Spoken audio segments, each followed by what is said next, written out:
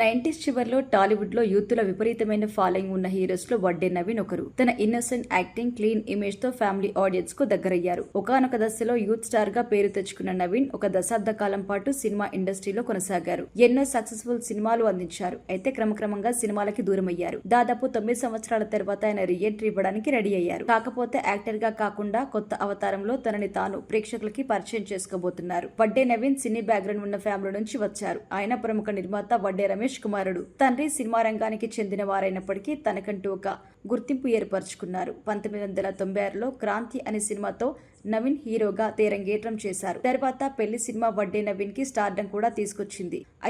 అయితే కోడి రామకృష్ణ దర్శకత్వం వహించిన ఈ సినిమా బ్లాక్ బాస్టర్ అవ్వడంతో నవీన్ యూత్ ఫ్యామిలీ ఆడియన్స్ లో బాగా పాపులర్ అయ్యారు. తర్వాత ప్రియా ఓ ప్రియా, తాంబూలాలు, స్నేహితులు వంటి సినిమాలతో అలరించారు వడ్డే నవీన్. 2000 సంవత్సరం తర్వాత అతని కెరియర్ లో ఒడిదుడుకులు మొదలయ్యాయి. సరైన కథలు ఎంపిక చేసుకోకపోవడం, కొత్త ట్రెండ్స్ కి తగ్గట్టుగా మారకపోవడం వంటి కారణాలతో సినిమాలకి దూరమయ్యారు. తర్వాత కొన్ని సినిమాలో సహాయ పాత్రలు, విలన్ పాత్రలు కూడా పోషించారు. నవీన్ చివరగా 2016లో అటాక్ అనే సినిమాలో నటించారు. రామ్ గోపాల్ వర్మ తెరకెక్కించిన ఈ సినిమాలో నెగిటివ్ షేడ్స్ లో ఉన్న పాత్రలో కనిపించారు. తర్వాత ఇండస్ట్రీకి పూర్తిగా దూరమైన తర్వాత వ్యాపార రంగంలో స్థిరపడ్డట్టుగా తెలుస్తోంది. అయితే సోషల్ మీడియాలో కూడా తాను అందుబాటులోకి లేకపోవడంతో ఆయనకి సంబంధించిన వివరాలు ఎవ్వరికీ తెలియదు. తిరిగి ఆయన సినిమాలో నటిస్తారని అప్పట్లో వార్తలొచ్చాయి, కానీ ఏది నిజం కాలేదు. అయితే ఇన్నేళ్లకు నవీన్ రీఎంట్రీ ఫిక్స్ అయింది. నటుడిగా కాకుండా నిర్మాతగా టాలీవుడ్ లో కంబ్యాక్ ఇవ్వడానికి రెడీ అయ్యారు.